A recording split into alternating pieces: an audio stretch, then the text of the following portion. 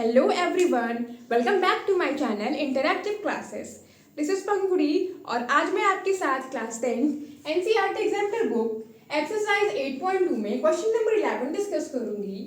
इस क्वेश्चन में क्या कहा है कि the angle of elevation of top of the tower is 30 degree and if the height of a tower is doubled then the angle of elevation of top is also doubled। हमें proof करना है, हमसे क्या पूछ रहा है, ये true है या फॉल्स है कि अगर हम एंगल ऑफ एलिवेशन को डबल करते हैं तो जो हाइट है टावर की वो भी क्या, एंगल ऑफ एलिवेशन हमारा 30 है और अगर हम हाइट को डबल कर देंगे तो एंगल ऑफ एलिवेशन भी क्या हो जाएगा, डबल हो जाएगा। ये हमसे प्रूफ करना है या हमसे पूछ रहा है ये।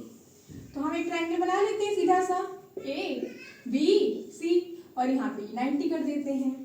तो यहाँ पे क्या है कि इसमें ये मान लिया कि टावर है, ये हमारा क्या है, एक टावर है, इसकी हाइट हम h मान लेते हैं।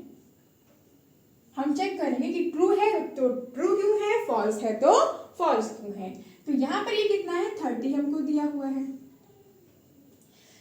और इस टावर के एलिवेशन का मतलब हम ऊपर देख रहे हैं, इसलिए हमने इस पॉइंट से कितना बनाया, 30 बनाया। तो यहाँ से हम क्या निकालते हैं, tan 30। tan का फॉर्मूला क्या होता है, परपेंडिकुलर अपॉन बेस। परपेंडिकुलर की वैल्यू AB, बेस की वैल्यू BC। tan 30 की वैल्यू 1/√3 और ये कितना है x, इसको मान लेते हैं x। तो ये क्या हो गया x। तो यहाँ से हमारे पास h की वैल्यू क्या आ गई, x/√3 आ गई। इसमें हमने h की वैल्यू कैलकुलेट कर दिया। अब हम क्या करते हैं, इसकी हाइट को डबल कर देते हैं, यानी दोबारा से हम एक ट्रायंगल बनाते हैं ABC। यहाँ पे हाइट क्या हो जाएगी, डबल हो जाएगी, मतलब ये 2h हाइट हो जाएगी, पर डिस्टेंस ये तो x सेम ही रहेगा। तो यहाँ पे हम मान लेते हैं इसको थीटा मान लेते हैं। तो बस हमको ये थीटा कैलकुलेट करना है कि क्या ये 60 आता है या नहीं आता। अगर 60 आ गया तो ये बात सही हो जाएगी, इसलिए हम ट्रू लिख देंगे। अगर 60 से कम या ज़्यादा हुआ तो ये ट्रू नहीं होगा।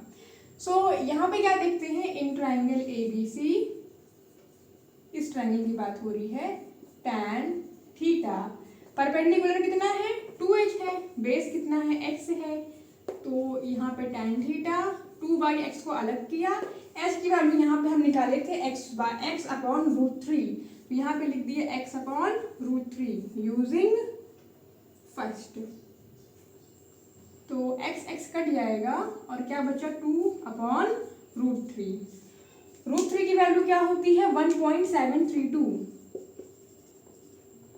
2/1.732।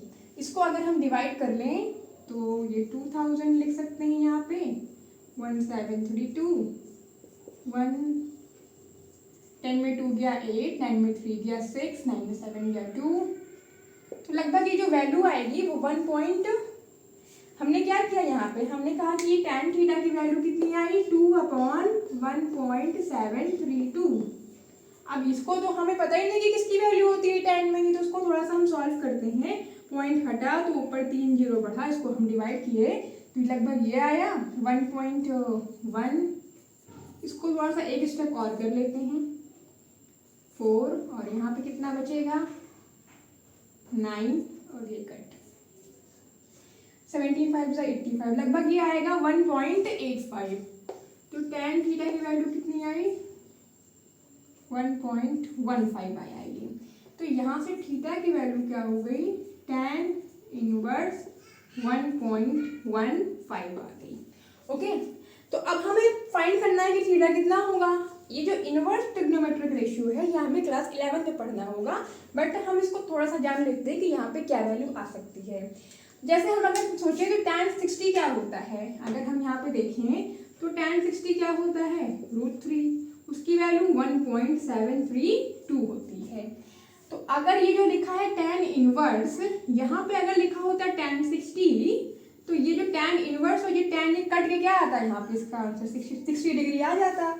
बट यहाँ पे ये 1.732 नहीं लिखा है। 1.732 लिखा होता तो हम क्या कहते हैं कि ये √3 लिखा है और उसको हटा के हम tan 60 लिख देते हैं।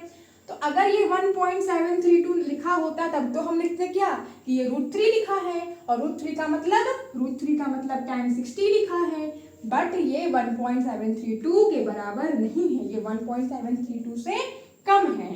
तो 1.15 क्या है, 1.732 से कम है। कम होने का मतलब ये इस पे क्या होता है, ये tan 60 होता है।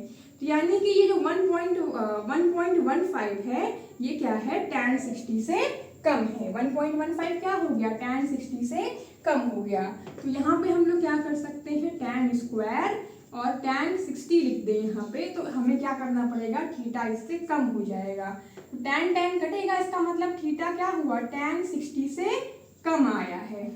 सॉरी, tan कटा तो यहाँ पे क्या आया, थीटा जो है वो 60 से कम आ गया। और इसलिए ये जो बात है ये क्या है, ये फॉल्स हो गई। ये चीज ट्रू नहीं हुआ कि हमारा जो एंगल ऑफ एलिवेशन था वो क्या हो गया, डबल हो गया। यहाँ पे 30 था, यहाँ पे 60 नहीं हुआ, ये 60 से कुछ कम है। अब एग्जैक्ट तो हम फाइंड नहीं कर पाए इसमें, तो हमने ये देखा कि ये 60 हुआ कि नहीं हुआ, ये 60 से कम है, इसीलिए ये बात फॉल्स हो गई। एक बार फिर से देखते हैं, यहाँ पे हम यहाँ पहुंचे 1.15 पे, हमें नहीं पता कि किसकी वैल्यू है ये। तो मैंने कहा थीटा क्या होगा, ये tan है ना, tan यहाँ पे था, जब इधर जाएगा तो ये tan इनवर्स हो जाता है, मतलब tan की पावर -1 हो जाता है। तो tan को यहाँ भेजे तो tan की पावर -1 हो गया और ये 1.15 हो गया। अब हमने कहा tan 60 की वैल्यू क्या होती है, √3 होती है। तो √3 का मतलब 1.732 √3 की वैल्यू होती है।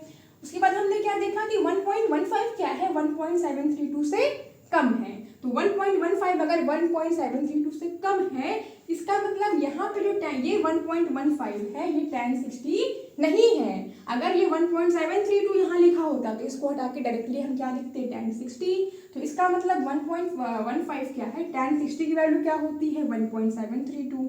tan 60 की वैल्यू √3 होती है ना, इसकी वैल्यू 1.732 होती है।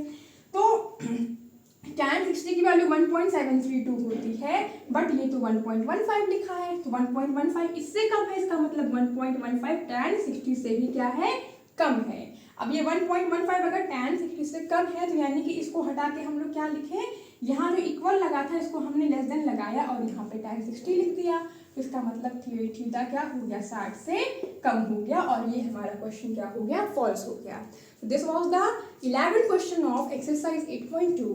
आई होप आपको आज की क्लास समझ में आई होगी। Thank you for watching. Let's meet in the next video.